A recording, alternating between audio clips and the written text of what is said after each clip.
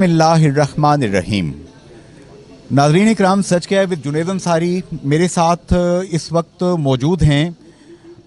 बिजली के नाजायज़ बिल्स के ख़िलाफ़ जो एक तहरीक पूरे आज़ाद जम्मू कश्मीर में खड़ी हुई, और सूरत हाल ये है कि पूरा आज़ाद जम्मू कश्मीर इस वक्त बिजली के नाजायज़ बिल्स जो टैक्सेस उनके ऊपर लगाए गए हैं उसके हवाले से सरापा एहतजाज है।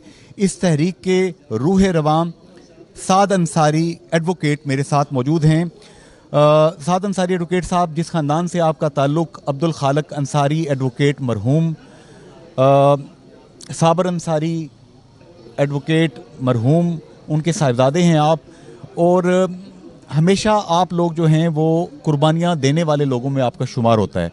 अब ये जो आपकी तहरीक है, बिल्स आप लोग कहते हैं कि नहीं देने, मुझे अपना केस आप प्रेजेंट करें कि आप बिल्स क्यों नहीं देना चाहते। बिस्मिल्लाहिर्रहमानिर्रहीम। बहुत बहुत शुक्रिया जुनैद भाई आपका। इसमें जो सबसे पहले जो आपने बात रखी है वो उसी में मेरे ख्याल में आपका जवाब यह है कि हम क्यों नहीं दे रहे या क्यों देने चाहिए।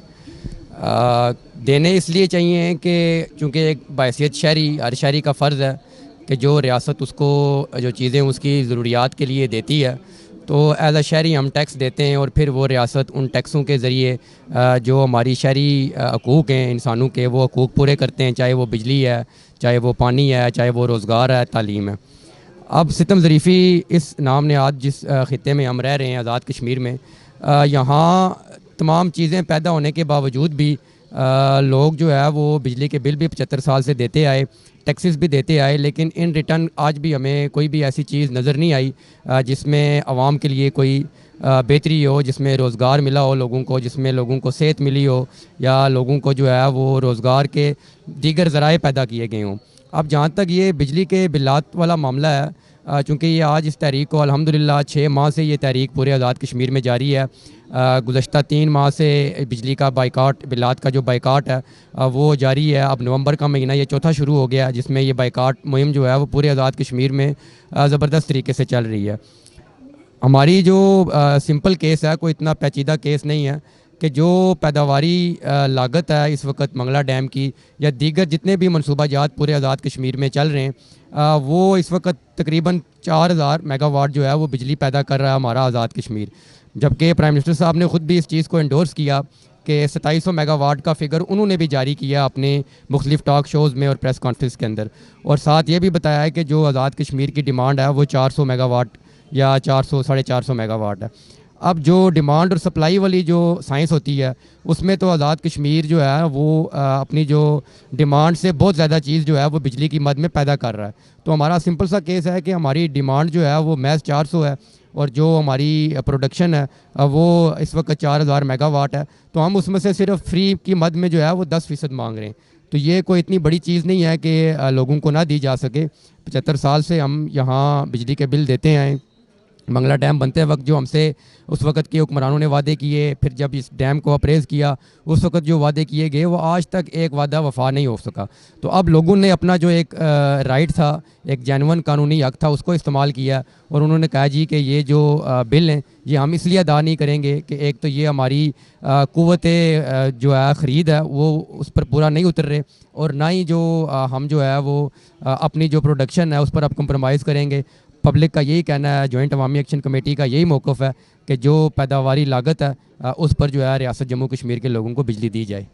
अच्छा, साद अंसारी एडवोकेट साहब, चूँकि वकालत के प्रोफेशन से आपका ताल्लुक़, और जिस ख़ानदान का अब्दुल खालक अंसारी एडवोकेट मरहूम का मैंने नाम लिया, साबर अंसारी एडवोकेट मरहूम का मैंने नाम लिया, ये नाम बज़ात ख़ुद सनद हैं, करैक्टर के हवाले से, आला मयारात के हवाले से, कि ज़िंदगी सारी इन लोगों ने मारें खाई, जेलें बर्दाश्त की, जेलों की सोबतों से गुज़रे, लेकिन जिस चीज़ को अपने तईं ये हक समझते थे, दुरुस्त समझते थे, उस पर कंप्रोमाइज़ कभी नहीं किया। क्या आप लोग भी उसी रास्ते पे हैं या कोई कंप्रोमाइज़ करने वाले लोग हैं? आप चंद प्लाट लेके आप भी बिक जाएंगे, थोड़े पैसे लेके आप भी बिक जाएंगे, या अवामी मुफाद के लिए आप वाकई खड़े रहेंगे? जी बिल्कुल, गुजारिश ये है कि जिस ख़ानदान से मेरा अपना ताल्लुक़ है, जब ये डैम बन रहा था तो जो Mangla dam anti Mangla dam front जब बना था, तो उसमें जो मेरे वालिद साहब थे वो सबसे कम उम्र तरीन जो उसके मेंबर थे, मेंबर बने। और इसी तरह अब्दुल खालिक अंसारी साहब उस वक्त उस तहरीक को लीड करने वालों में से थे। तो ये जो मंगला एंटी डैम फ्रंट बना, जो उसके सरबराह बने थे, वो कमिश्नर बन चुके थे, और ये बाकी सारे लोग जो है वो जेलें उन्होंने काटी। इसी तरह जब 81 की तहरीक चली, उसमें भी जनाब अब्दुल खालिक अंसारी साहब और साबर अंसारी साहब और उनके दीगर जो रफ़क़ा थे, वो जो है वो एक एक करके सारे मुख्तलिफ़ ओहदों पर चले गए। कुछ जज बन गए, कुछ अहबाब ने जो है वो अपनी जो है वो प्लाटों की शक्ल में चीज़ें ले ली। लेकिन 2.5 साल बाद साबर अंसारी साहब दुलाई कैंप से रिहा होके आए, खालिक अंसारी साहब रिहा होके आए, और उन्होंने फिर अवाम के अंदर जो है वो चले गए, और उन्होंने अवाम को ये बताया कि हम अवामी मफाद के लिए जो है वो ज़ाती मफाद को जो है उसको तरजीह कभी नहीं देंगे। तो बैसियत इंसान है, गलती का पुतला है हम, लेकिन हम अपनी आवाम से ये कहेंगे कि हमारे लिए दुआ करें कि अल्लाह ताला हमें इस्तिकामत नसीब फरमाए। और ये कोशिश हमारी होगी कि वो गलाजत जो आवाम की, गरीब आवाम के खून पसीने से लोग हासिल करते हैं, वो गलाजत जिस तरह हमारे ख़ानदान ने नहीं चाटी, अल्लाह ताला हमें भी ये तौफीक दे कि वो गलाजत हम भी ना चाटें। अच्छा, ये बताएंगे कि चौधरी अनवारुल हक साहब इस वक्त for the time being prime minister Azad Jammu Kashmir हैं। बड़े इंटरव्यूज़ उनके मैंने कर रखे हैं। साबक वज़राए आज़म सरदार तनवीर इलियास ख़ान साहब, सरदार अब्दुल क़यूम खान न्याजी साहब, राजा फ़ारूक हैदर ख़ान साहब, चौधरी अब्दुल मजीद साहब, सरदार अतीक अहमद ख़ान साहब, उससे पहले मरहूम सरदार सिकंदर हयात ख़ान मरहूम साहब, इस सब लौट के मैंने दर्जनों इंटरव्यूज़ कर रखे हैं। आप क्या समझते हैं, मौजूदा वज़ीर आज़म क्या आपके इस केस को सन ऑफ द सॉइल होने की हैसियत से समझ पाए हैं, आप उनको समझा पाए हैं या नहीं? देखें, इसमें जो प्राइम मिनिस्टर साहब की तरफ से इब्तदाई तौर पर जो मौक़िफ़ आया बिजली के हवाले से, चले मैं अब उसको इसलिए यहाँ डिस्कस नहीं करूँगा कि वक्त उसका बीत चुका, काफ़ी 2-3 माह हो गए। लेकिन उसके बाद जो स्टैंडिंग कमेटी में जिस तरह प्राइम मिनिस्टर ने गुफ्तगू की, इसके अलावा जो मुख्तलिफ टॉक शोज़ के अंदर, और अब जो अखबारी बयानात आ रहे हैं, अब उन बयानात को पढ़ने के बाद तो हमें ये महसूस होता है कि प्राइम मिनिस्टर साहब कुछ करना चाह रहे हैं। तो हमने पहले भी उनसे ये बात की। अभी जो गुज़श्ता हफ़्ते हमारी जो प्राइम मिनिस्टर साहब ने जो कमेटी तश्कील दी थी फैसल राठौर साहब की क़यादत में, जो मसालती कमेटी थी, उसके मुज़ाकरात हुए। जॉइंट एक्शन कमेटी की जो मुज़ाकराती कमेटी थी, तो उस सारे उन मुज़ाकरात के अंदर जो रवैया आया हुक्मरान बेंच की तरफ से, वो यही था कि वज़ीर आज़म साहब कुछ करना चाह रहे हैं, तो आप हमारे साथ ताउन करें। तो हमने उनसे यही दो टोक बात रखी कि बिल्कुल प्राइम मिनिस्टर साहब को दिलेर होके अपने केस को जो है वो इस्लामाबाद के अंदर लेके जाना चाहिए। और ये जो लोग हैं, ये बुनियादी तौर पर प्राइम मिनिस्टर की ही ताकत हैं, क्योंकि वो एक इलेक्टेड प्राइम मिनिस्टर हैं, एक रिप्रेजेंटेटिव हैं इस वक्त आज़ाद कश्मीर के। तो उनको ये नहीं करना चाहिए कि जो लोग बाहर निकलें उनको जबर के ज़रिए, FIRs के ज़रिए या मुकदमात कायम करके या गिरफ़्तार करके दबाया जाए, बल्कि प्राइम मिनिस्टर साहब को चाहिए कि वो इसको अपनी ताकत बनाएं। और हमने ये बात उनको कही कि आप ज़रा थोड़े तगड़े हो के बात करें। और आपको भी पता है, लोगों को भी पता है कि जो डिमांड्स आज़ाद कश्मीर के लोग कर रहे हैं वो किसी भी तरह से गैर आइनी नहीं है, गैर कानूनी नहीं है, और अखलाकियात की हद तक भी जो है वो 100% जो है वो दुरुस्त हैं। तो लोग आपके पीछे खड़े हैं, लोग आपको देख रहे हैं। अगर आप लोगों की डिमांड्स को पूरा नहीं करेंगे, लाखों लोगों की डिमांड्स को जो है वो इसी तरह रद्द करने की कोशिश करेंगे, तो मुझे उम्मीद है कि जब ये अगला इलेक्शन आएगा आज़ाद कश्मीर का, तो उसमें लोग आपको मुख्तलिफ रिज़ल्ट देने की पोजीशन में होंगे। लेकिन हमारी ख्वाहिश यही है कि हमारी जो वज़ारत उज़्मा की जो सीट है, वो उसका तकद्दुस समझते हुए लोगों की जो बात है वो असूलन तौर पर तो उनको अब तक कर देनी चाहिए थी। आज 3 महीने गुजर गए, लोग बिल नहीं दे रहे। तो मुझे उम्मीद है और कभी इम्कान है इस चीज़ का कि हम तो सुरखरू होंगे इंशाल्लाह, क्योंकि लोगों ने जिस तरह जॉइंट अवामी एक्शन कमेटी के पुष्ट पर वो खड़े हुए, हमारी हर एक कॉल को उन्होंने लब्बई कहा। तो लोग इस वक्त तैयार हैं हर तरह की जो लड़ाई लड़ने के लिए। वो लड़ाई हर 200% जो है वो पुरअमन लड़ाई होगी। और उस लड़ाई का जो बुनियादी नुक्ता है वो यही होगा कि जब तक ये चार्टर ऑफ डिमांड जो जॉइंट अवामी एक्शन कमेटी ने जारी किया है उस पर अमल दरामद नहीं हो जाता, ये बाइकाट की तहरीक और जो दीगर जो हमारे फैसला जात हैं, जो तहरीक है, वो इसी तरह ज़ोर शोर तरीके से जारी रहेगी। आखिरी एक आध बात मैं आपसे जानना चाहूँगा। यहाँ पे बहुत से इदारे काम करते हैं, कौमी सलामती के, मुल्की तहफ़्फ़ुज़ के लिए जो काम कर रहे हैं। तो उन इदारों की तरफ से ये अखबारात के अंदर भी ये तासुर आया है, और बहुत से पपिट्स जो हैं, जो पे रोल पे लोग काम करते हैं, उनकी तरफ से भी ये एक तासुर देने की कोशिश की गई है कि ये जो जॉइंट एक्शन कमेटी है, इसके पीछे वो लोग हैं जो कि कौम परस्त हैं, इसके पीछे वो लोग हैं जो कि national liberation front, Yasin Malik group या इन ग्रुप्स के लोग हैं जो कि ख़ुद मुख्तार कश्मीर के हामी हैं और खुदा ना खास्ता अल्लाह ना करे एंटी पाकिस्तान हैं। मैं चाहूँगा इस इल्ज़ाम का अगर कोई जवाब है तो आप दे दें। ये बिल्कुल बहुत अच्छा सवाल आपने किया।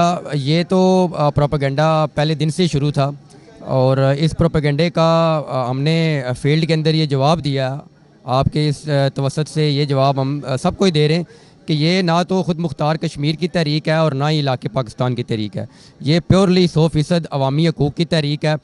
अगर कोई शख्स, सॉरी मैं इंटरप्ट करूं, और ये खुदा ना खास्ता एंटी पाकिस्तान भी नहीं, बिल्कुल, मतलब इसका तो सवाल ही नहीं है ना। गुजारिश ये है कि पिछले 75 सालों में कोई भी जो इस वक्त हुक्मरान है, जो शख्स ये बात कर रहे हैं, कोई एक ऐसा वाक़या हमें बता दिया जाए कि इन 75 सालों में कश्मीरियों ने पाकिस्तान की जोग्राफियाई सरहद के ख़िलाफ़ या पाकिस्तानी आम आवाम के ख़िलाफ़ कोई ऐसा कदम उठाया हो, या सो कॉल्ड जो यहाँ बातें की जाती हैं। हम तो आज भी पाकिस्तान की सलामती के लिए हमेशा दुआगो हैं।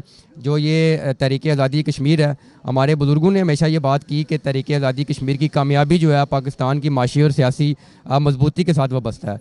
तो हम तो कभी भी इस तरह का बात नहीं करते कि जिससे, जहाँ तक आज़ादी की बात है, हर शख्स को अपनी राय रखने का, अपने नज़रियात रखने का हक हासिल है। लेकिन ये जो मौजूदा तहरीक है, इसके अंदर तमाम नज़रियात के लोग, तमाम सियासी जमातों के लोग और हर वो तबका जो इस सारे अमल से मुतासर हो रहा है वो उसके साथ शामिल है।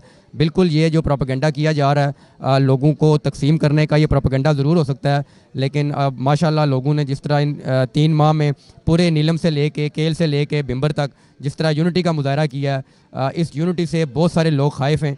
और उनकी जो आप कह सकते हैं जो सहूलतकारी है या पपेट्स हैं, उनका इलाज यही है कि लोग जो है वो बिलात का बाइकाट करें, 100% बाइकाट करें और अपने हकूक़ की जंग जो है वो अपने हाथों में रखें।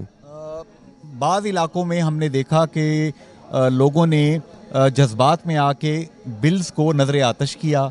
बाज़ इलाकों में ये भी हुआ कि गुब्बारों के ज़रिए, गैसी गुब्बारे जो होते हैं जिनमें जो हवा में उड़ते हैं, पता नहीं कौन सी गैस पड़ी उसमें भरी होती है, जो भी गैस होती है, अल्लाह उस गैस को भी साथ करे, उसके साथ उन्होंने बिलों को उड़ा दिया। हमने देखा कि पानी में बहा दिया। तो ये एक सरकारी ट्रांसक्रिप्ट, लोगों ने कहा, सरकारी लोगों ने, कि इस पे FIRs बनती हैं और काफ़ी सारी FIRs हुई। मुजफ्फराबाद में, रावलाकोट में, मुख्तलिफ इलाकों में गिरफ्तारियां भी हुई। बाद में गालबन उन लोगों को रिलीज़ कर दिया गया। तो क्या इस एटीट्यूड को आप क्या कहते हैं, इस पे क्या कमेंट करेंगे? देखें जी, ये जो नज़र आतश करने वाला मामला है या दरिया बुर्द करने वाला या आज भी हवा में उड़ाने वाला, ये मतलब आज भी हमने रठोवा रियाम ब्रिज पे जाके जो सितंबर के बिलात थे, हमने उसको थोड़ा सा चीज़ों को कूल डाउन करने के लिए उन जो बाइकाट जो लोगों ने किया, जो बिलात एक्शन कमेटी के धरने में जमा करवाए, हमने वो बिल उसको एक लिफाफे में बंद करके जनाब वज़ीर आज़म साहब के पते पर अरसाल कर दिए थे। अब वज़ीर आज़म साहब ने उन बिलों को लेना पसंद नहीं किया, क्योंकि ये अब इस सारी सूरत हाल के अंदर जो बिल आ रहे हैं इस वक्त, महकमे की इतनी बड़ी करप्शन हमारे सामने आई है कि एक गली में एक घर है, वो 200 यूनिट बिजली इस्तेमाल करता है, उसका बिल जो है वो 4000 रुपया आ रहा है। उसी गली में 2 घर छोड़ के अगला घर है, उसके भी 200 यूनिट हैं, उसका बिल जो है वो 6000 7000, और इतना दरमियान में जो गैप आ रहा है, और ये अरबों की जो हो रही है यहाँ से डेली के ऑर्गेनाइज करप्शन है। हमारा तो मौक़िफ़ ये है कि इस वक्त जो महकमा बरक़ियात है वो आज़ाद कश्मीर के लोगों से 10 साल एक्स्ट्रा बिल ले चुका है। ये इस सारे अरसे में जो चीज़ हमारे सामने आई वो हम बिल्कुल वापस किए जाएँ जी। जो मतलब आप पहले से आप इतनी रकम ले चुके हैं। मुझे बताएं, वापडा ने हाई कोर्ट के अंदर एक जवाब दाखिल कराया 2019 में, वो फैसला भी बाद में हाई कोर्ट ने किया, सुप्रीम कोर्ट में फिर वो तोइन अदालत की पटिशन चलती रही, वो भी फैसला जो है वो अवाम के हक़ में हो चुका है, जिसमें वाज़िया ये लिखा गया है कि जो 2.59 रुपीज़ की जो बिजली है वो परचेज़ कर रहा है महकमा बरक़ियात। तो अब मुझे ये बताएं जुनैद साहब कि एक जो यूनिट है वो 2.59 रुपीज़ का मिल रहा है या ख़रीद हो रही है, तो वो 40 रुपये, 50 रुपये या 30 रुपये, मतलब ये कहाँ का इंसाफ है? फिर उसके ऊपर आप टैक्स भी ले लें, फ्यूल एडजस्टमेंट के नाम पर एक्स्ट्रा टैक्स, फ्यूल सरचार्ज। ये पूरे आज़ाद कश्मीर में बिजली जो है वो हाइड्रल पानी से बन रही है। तो हमारा ये भी मौक़िफ़ है, हमने ये हुकूमती कमेटी को बताया है कि ये जो बिजली आप नेपरा जो टैरिफ सेट कर रहा है, नेपरा का कोई इख्तियार नहीं बनता कि वो आज़ाद कश्मीर के जो बिजली के टैरिफ है वो सेट करें। वो हुकूमत आज़ाद कश्मीर का एक अथॉरिटी है, वो उसको इस्तेमाल करे, चूँकि पाकिस्तान का आर्टिकल 157 और 161 बड़ा वाज़िया ये कह रहा है कि जिस इलाके में जो प्रोजेक्ट लगा हुआ है 25 साल बाद वो उसकी मलकियत में चला जाएगा उस मुतलका हुकूमत की। तो ये मंगला डैम पिछले 50 साल से उसको हो चुके हैं, 25 साल तो इसके ओवर हो गए हैं कि अभी तक हुकूमत आज़ाद कश्मीर को इसको अपनी मलकियत में लेना चाहिए था। हम तो हुकूमत आज़ाद कश्मीर को ताकतवर करना चाह रहे हैं, स्ट्रेंथन करना चाह रहे हैं कि उनके पास वसाइल मौजूद हों ताकि वो यहाँ लोगों की खिदमत कर सकें। सर एक बात बताएंगे, क्या ये सियासी जमातें जिनकी जड़ें बनीगाला में हैं, जिनकी जड़ें रायवंड में हैं, जिनकी जड़ें नोडेरो लाड़काना में हैं, जिनकी जड़ें जो हैं वो आज़ाद जम्मू कश्मीर की सॉइल पे नहीं हैं, जो गैर रियासी जमातें हैं, क्या यहाँ की लीडरशिप से आप एक समझदार सियासी कारकुन होने के नाते समझते हैं कि ये अपने फ़ैसले खुद कर सकते हैं? देखें जी, करने तो पड़ेंगे, अगर नहीं करेंगे, अगर फैसले ये खुद नहीं कर सकते तो फिर बता दें लोगों को, और 5 साल बाद आके लोगों को जो ये लारे लगाए जाते हैं कि हम आपको बिजली देंगे, आपको रोज़गार देंगे, आपको तालीम देंगे, तो अगर आप ये नहीं कर सकते तो मैं ये समझता हूँ कि ये अब आवाम ने फ़ैसला करना है कि जो 75 साल से जिस सिस्टम को हम लोगों ने कंधा दिया रखा, जिस सिस्टम के ज़रिए यहाँ लोगों का इस्तेसाल होता रहा, तो ये सारे वो चेहरे हैं जो इस सिस्टम की पैदावार हैं। तो अब उस सिस्टम को लोगों ने ही तब्दील करना है आइनी और जमहूरी तरीके से, पब्लिक के सामने है सब कुछ, फैसला लोगों ने करना है कि वो अब किसके साथ खड़े हैं। नासिर अंसारी एडवोकेट साहब जो कि साहिबजादे हैं अब्दुल खालिक अंसारी एडवोकेट मरहूम के, मेरी ख्वाहिश थी कि आज वो भी साथ होते, वो शायद मुल्क से बाहर हैं। जी जी, नासिर साहब वो गुज़श्ता 2 हफ्ते पहले बाहर गए, वापस गए, अमेरिका चले गए। और तोकीर गेलानी साहब भी आपके मुख्तलिफ मुजाहिरों की क़यादत करते हुए दिखाई दिए। मैं चाहता हूँ यहाँ मीरपुर में जो आपकी टीम है, जो ओवरऑल टीम है, अगर कुछ दोस्तों के नाम आप लेना चाहते हैं जो कि बड़ा पेश हैं पॉजिटिवली, उनके नाम आप ले दीजिए। बिल्कुल जी, मतलब हमारे साथ एक बहुत बड़ी टीम है एक्शन कमेटी की। इस वक्त राजा दानिश एडवोकेट साहब हैं, खावर शरीफ एडवोकेट हैं, रिजवान करामत साहब हैं, नदीम सरफरोश हैं, हमज़ा यूनुस साहब हैं, इसके साथ मियाँ वकास साहब हैं, फिर खालकाबाद से हमारे साथ जो है वो आसफ़ मिर्ज़ा साहब हैं, राजा खालिद फ़ारूक साहब हैं, खालकाबाद के कौंसलर साहिबान जो है वो हमारी एक्शन कमेटी का हिस्सा हैं। तो ये एक लंबी बहरहाल फहरिस्त है। रोज़ाना चौक में आप बैठ रहे हैं, बिल अब भी इकट्ठे कर रहे हैं आप? जी जी, बिल्कुल। आज हमारे धरने को 58 दिन हो चुके हैं, 58 दिन गुजर चुके हैं। तो हम रोज़ सुबह यहाँ हमारा धरना जारी है और लोगों से हम ये अपील कर रहे हैं कि वो बिल आज का ना सिर्फ बाइकाट करें और अपने बिल जो है वो धरने में आके जमा कराएं। तो अगर बिल धरने में जमा करवा दिए और पीछे मीटर रीडर कैंची लेके टोका लेके पहुँच गए, प्लास लेके, और किसी का मीटर काट दिया तो महकमा बरकियात हमारे कुछ 100 फुट दूर पर है। अगर हुकूमत ने कोई इस तरह का अमल करने की कोशिश की तो मैं कोई इस तरह का वो भड़क नहीं मारूंगा सुल्तान रही वली कि उठा लिए जाएंगे या कर लिए जाएंगे। आप अमल करके देख लें, रद्द अमल फिर हम उसी वक्त देंगे जब इस तरह का कोई अमल होगा। तो अगर FC रेंजर या PC जैसे कि पहले अफवाह उड़ी थी, अफवाह थी, ये खबर नहीं थी, तो अगर रियासी यहाँ पे फोर्सेस की जगह उन फोर्सेस को बुलाया गया तो फिर तो अवाम मुश्किल है मेरे ख्याल स्टैंड कर सकती। अवाम की ताकत के आगे कोई ताकत नहीं खड़ी हो सकती। हमने दुनिया की तारीख में देखा, पाकिस्तान की तारीख हमारे सामने है। आप कह सकते हैं कि पूरी दुनिया पर जिस बर-ए-आज़म पर हुकूमत थी अंग्रेज़ की पूरी दुनिया में, उसको भी एक वक्त आया जाना पड़ा। तो अवाम की ताकत के सामने दुनिया की कोई ताकत जो है उसका कोई जवाब नहीं है। जी, साद अंसारी एडवोकेट साहब की गुफ्तगू आपने सुनी। बिजली के बिल्स, हैरानगी की बात है कि जो बिजली 2 रुपये 59 पैसे हाइडल पावर कास्ट करती है, वो यहाँ के लोगों की ज़मीनों के ऊपर डैम बना, पावर प्रोजेक्ट बने, Mangla dam raising, Neelum Jhelum hydro project, Gulpur project, बांग प्रोजेक्ट, करोट, इसके साथ साथ कोहाला, न जाने कौन कौन से और छोटे रन ऑफ द रिवर के ऊपर प्रोजेक्ट्स हैं। टोटल मुझे बताया था chief justice retired Azad Jammu Kashmir high court justice Abdul Majeed Malik साहब ने कि 86,000 मेगावाट का पोटेंशियल आज़ाद जम्मू कश्मीर के नदी नालों दरियाओं के ऊपर मौजूद है, बिजली पैदा हो सकती है। अब इन लोगों को आप ₹2.59 की कॉस्ट, जो पैदावारी कॉस्ट है, वो यूनिट 30 रुपये, 40 रुपये, 50 रुपये, 60 रुपये दे रहे हैं। ये जुल्म है, ऐसा ना करें। अहमद फराज ने क्या कहा था कि ज़ब्त लाज़िम है मगर दुख है क़यामत का फराज, ज़ब्त लाजिम है मगर दुख है क़यामत का फराज, जालिम अब के भी ना रोएगा तो मर जाएगा। सियासतदान, सियासी जमातें, हुक्मरान कुछ गौर करें। फ़ी अमान अल्लाह, हाफ़िज़ एंड गुड बाय।